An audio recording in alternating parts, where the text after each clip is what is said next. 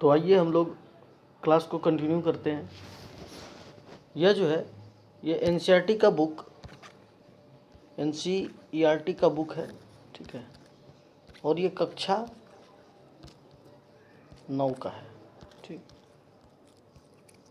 ये कक्षा 9 का किताब है। इसमें बहुत सारी चीज़ों को हम लोग पढ़ चुके थे, ठीक है।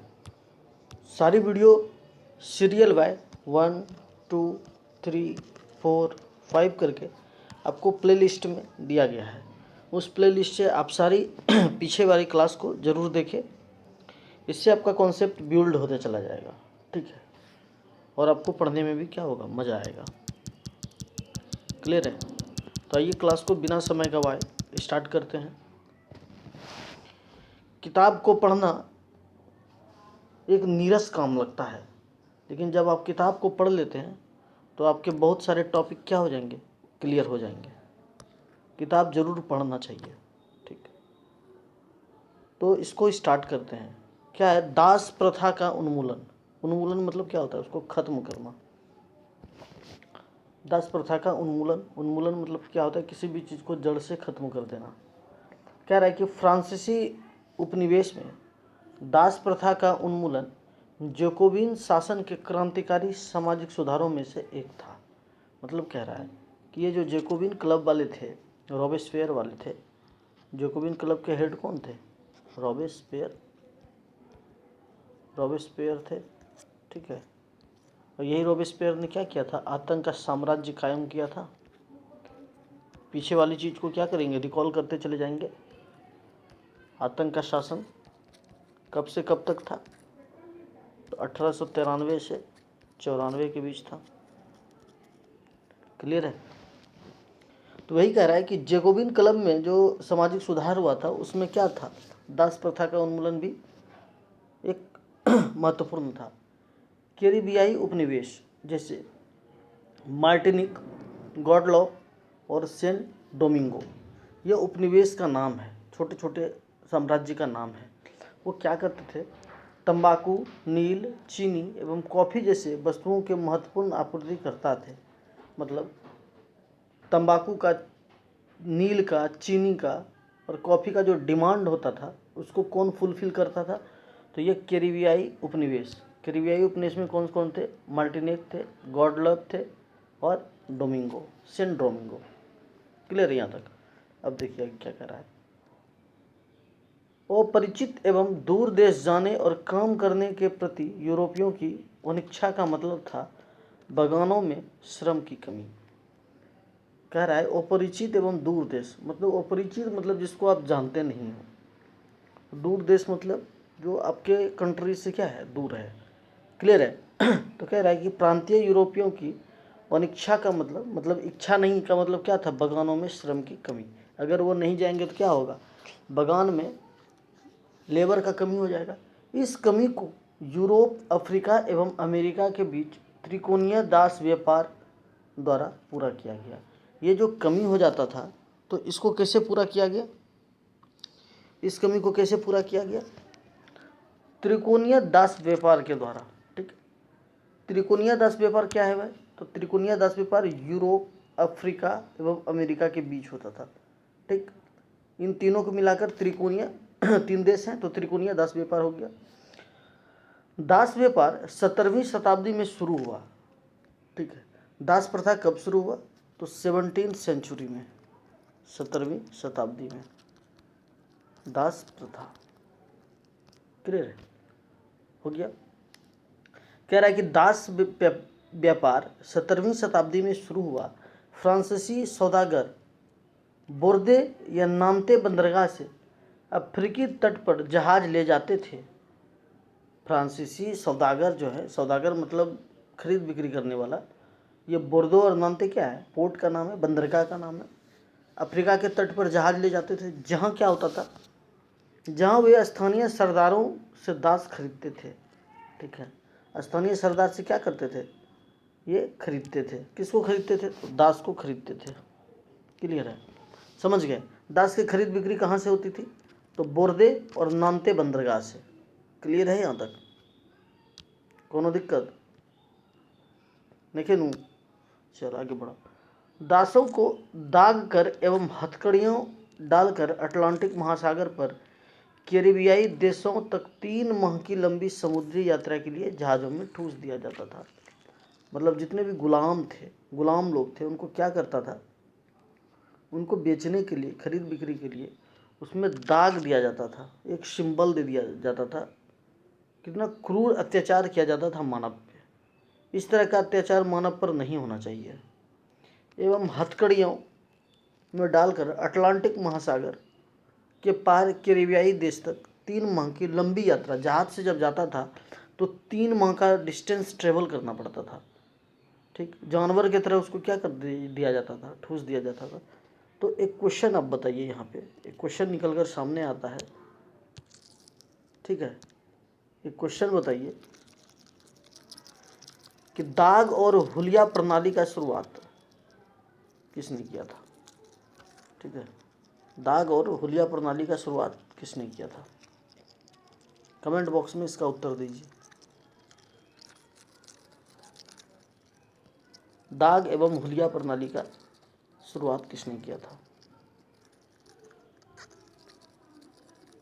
बताइए बताइए, सोचिए, कोरिलेट कीजिएगा तो चीज़ें आसान हो जाएगी। जब कोरिलेट नहीं कीजिएगा किसी चीज़ को तो चीज़ें कठिन हो जाएगी। देखिए, एक शासक का नाम सुने हुए होंगे, उसका नाम है अलाउद्दीन पद्मावत वाले, अलाउद्दीन खिलजी। ठीक है, यह सेना को पहली बार यही सेना में दाग एवं हुलिया प्रणाली का शुरुआत किए थे मुगल काल में। ये खिलजी वंश के खिलजी डायनेस्टी के रूलर हैं। क्लियर है यहाँ तक, समझ गए? चलिए इसको कंटिन्यू करते हैं, इन सब सारी चीज़ों को छोड़ते हैं। तो कह रहा है कि वहाँ उन्होंने बागान मालिकों को बेच दिया। कहाँ बेच दिया? तो कैरिबियाई देश में क्या किया, बागान मालिक को बेच दिया। दास श्रम के बल पर यूरोपीय बाजारों में चीनी, कॉफ़ी एवं नील की बढ़ती मांग को पूरा करना संभव हुआ। मतलब कह रहा है कि यूरोपीय बाजार में जो चीनी, कॉफ़ी और नील का मांग बढ़ रहा था, तो इसको पूरा कौन किया? तो यही दास लोग, गुलाम लोग। ठीक है, बोर्दे और नामते जैसे बंदरगाह फलते फूलते दास व्यापार के कारण ही समृद्ध नगर बन गए। तो कह रहा है कि बोर्दे और नामते जो बंदरगाह थे वो डेवलप किस कारण कर रहे थे, वो पैसे किस कारण कमा रहे थे, उनकी मांग किस कारण बढ़ रही थी? तो उनकी मांग बढ़ रही थी दास व्यापार के खरीद बिक्री के कारण ही। अगर यह दास व्यापार नहीं होता तो वह बंदरगाह उतना डेवलप नहीं हो पाता। क्लियर है यहाँ तक? कोई समस्या? अब देखिए ये क्या है, इसको देखना है क्या कह रहा है। कह रहा है सन 1794 की बात है कि इस चित्र में दासों के मुक्ति का वर्णन है। शीर्ष पर क्या है? तिरंगे बैनर का नाम है मनुष्य के अधिकार। ठीक है, शीर्ष पर क्या नाम है? देखिए यही शीर्ष का बात कर रहा है, इसी शीर्ष का बात कर रहा है। इस पर क्या लिखा हुआ है? मनुष्य के क्या अधिकार। नीचे अभिलेख कहता है गुलामों की मुक्ति। ये क्या कह रहा है? गुलामों की मुक्ति। एक फ्रांसीसी महिला अफ्रीकी एवं अमेरिकी इंडियन दासों को यूरोपीय कपड़े देकर उन्हें सभ्य बनाने की चेष्टा कर रही है। यह महिला क्या कर रही है? इसको वस्त्र देकर क्या करने का कोशिश कर रही है? सभ्य बनाने की कोशिश कर रही है। क्लियर है यहाँ तक? चलिए अब आगे देखते हैं क्या कहता है। 18वीं सदी में फ्रांस में दास प्रथा की ज़्यादा निंदा हुई। फ्रांस में जो है दास प्रथा का निंदा कब हुआ? तो 18वीं शताब्दी में, 18th सेंचुरी में नेशनल असेंबली में लंबी बहस हुई। ठीक, नेशनल असेंबली में क्या हुआ? बहुत सारा बहस हुआ। किसको लेकर? दास प्रथा को लेकर, कि व्यक्ति के मूलभूत अधिकार उपनिवेशों में रहने वाली प्रजा सहित समस्त फ्रांसीसी प्रजा को प्रदान किया जाए या नहीं। मतलब मनुष्य का जो फंडामेंटल राइट है, अधिकार है, उसके बारे में चर्चा हुई कि यह जो है यह संपूर्ण प्रजा को दे दिया जाए या फ्रांसीसी प्रजा को ही सिर्फ प्रदान किया जाए। इस पर क्या हुआ, इस पर डिबेट हुआ, इस पर वाद विवाद हुआ, परंतु लेकिन दास व्यापार पर निर्भर व्यापारियों के विरोध के भय से नेशनल असेंबली में कोई कानून पारित नहीं किया गया। नेशनल असेंबली पारित तो करना चाहती थी, लेकिन जो दास का खरीद बिक्री करता है उसको तो क्या हो जाएगा, नुकसान हो जाएगा। अगर उसको नुकसान होगा तो बगान में फ्री में काम करने वाले मजदूरों की संख्या भी कम हो जाएगी। तो उसके भय से क्या हुआ, नेशनल असेंबली कोई कानून पारित नहीं कर पाया, नहीं कर सकता था। वो नेशनल असेंबली से पावरफुल आदमी होंगे, लेकिन अंततः सन 1794 में कन्वेंशन ने फ्रांसीसी उपनिवेश में सभी दासों को मुक्ति का कानून पारित कर दिया गया। ठीक है, कह रहा है कि फाइनली क्या हुआ, जब 1794 का टाइम पीरियड आया, इसमें कह रहा है कि एक कानून बनाकर कानून पारित कर दिया गया। क्या कानून पारित किया गया, तो दासों के मुक्ति का। ठीक, कितना दिन आप गुलाम बनाकर मनुष्य को रखिएगा। ठीक है, यह बात हो गई। अब देखिए आगे क्या कहता है। पर यह कानून एक छोटी सी अवधि तक ही लागू रहा, लेकिन यह कानून, वो लोग पावरफुल आदमी थे, कानून पारित होने के बाद भी क्या हुआ, मात्र एक शॉर्ट टाइम पीरियड के लिए यह कानून क्या हुआ, लागू हुआ। 10 वर्ष बाद ये 1794 में 10 जोड़ दीजिए, 1804 की बात हो रहा है। नेपोलियन ने दास प्रथा पुनः शुरू कर दिया। जब नेपोलियन राजा बनेगा तो यह क्या किया, यह नेशनल असेंबली यहाँ कानून पारित कर दिया 1794 कि अब दास नहीं बनेगा कोई। ठीक है, लेकिन जब नेपोलियन सत्ता में आएगा तो क्या करेगा, फिर से स्टार्ट कर देगा। किसको स्टार्ट कर देगा फिर से, तो दास प्रथा को, गुलाम की खरीद बिक्री को। ठीक है, ये क्या करेगा, नेपोलियन फिर से लागू कर देगा। यहाँ तक क्लियर है। बगान मालिकों को अपने आर्थिक हित साधने के लिए अफ्रीकी निग्रो लोगों को गुलाम बनाने की स्वतंत्रता मिल गई। ठीक है, अब बगान मालिक को क्या हुआ कि अफ्रीका के जो निग्रो लोग थे उनको गुलाम बनाने का क्या मिल गया, आज़ादी मिल गया। फ्रांसीसी उपनिवेश से अंतिम रूप से दास प्रथा का उन्मूलन 1848 में किया गया। कह रहा है कि फ्रांस में दास प्रथा संपूर्ण रूप से कब समाप्त हुआ, 1794 में समाप्त हुआ, लेकिन एक शॉर्ट टाइम पीरियड के लिए। 10 वर्ष बाद फिर नेपोलियन आकर उसको क्या करेगा, फिर से स्टार्ट कर देगा। लेकिन कह रहा है कि फ्रांस में अंतिम रूप से, फ्रांसीसी उपनिवेशों में अंतिम रूप से दास प्रथा का उन्मूलन 1848 में किया गया। क्लियर है यहाँ तक। अब देखिए ये निग्रो क्या है, एक शब्द आया निग्रो। ठीक है, निग्रो क्या है, तो निग्रो एक अफ्रीका में सहारा रेगिस्तान कहाँ है, अफ्रीका में। ये क्वेश्चन आता भी है, सहारा रेगिस्तान कहाँ है, अफ्रीका में। सहारा रेगिस्तान के दक्षिण में रहने वाले स्थानीय लोग, सहारा रेगिस्तान के साउथ में जो लोकल पीपल रहते थे, स्थानीय लोग रहते थे, उनको ही क्या बोला जाता था, उनको ही निग्रो बोला जाता था। लेकिन यह निग्रो क्या था, यह अपमानजनक शब्द था। यह शब्द सुनकर उसको अपमानित महसूस होता था, इसीलिए उनके लिए यह शब्द इस्तेमाल किया जाता था, जिसका अब प्रायः इस्तेमाल नहीं किया जाता है। अब यह इस्तेमाल, निग्रो का इस्तेमाल क्या हो गया, बैन कर दिया गया, ख़त्म कर दिया गया।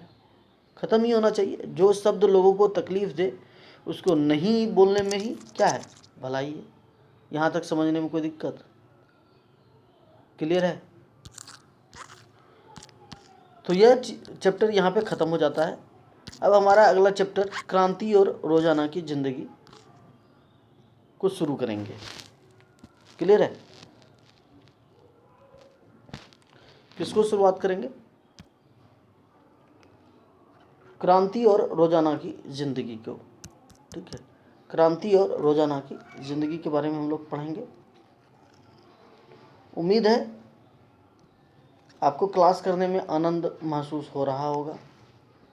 अगर महसूस हो रहा है तो क्या कीजिए, वीडियो को देखने से पहले लाइक ज़रूर कर दिया कीजिए, और कोई दिक्कत हो तो कमेंट के द्वारा ज़रूर बताएं कि क्या समस्या, क्या परेशानी हो रहा है, और चैनल को अधिक से अधिक लोगों तक भेजिए और सब्सक्राइब करवाइए ताकि रीच आगे बढ़ सके। रीच आगे बढ़ेगा जब आपको कोई काम करने का आउटपुट मिलता है तो वह काम आपको करने में मज़ा आता है, ठीक है, और मुझे पढ़ाने में मज़ा आता है। अगर मेरे पास नॉलेज नहीं भी है तो मैं आपको सीख कर समझा सकता हूँ, यह कॉन्फिडेंस है मेरे अंदर, और इसीलिए मैंने यह चैनल क्रिएट करा है। उम्मीद है आपको ये सारी बातें समझ में आ रही होगी। तो अब हम लोग इस चैप्टर को फ्रेश वीडियो में पढ़ेंगे, ठीक है, मतलब नेक्स्ट वीडियो में। तब तक के लिए धन्यवाद।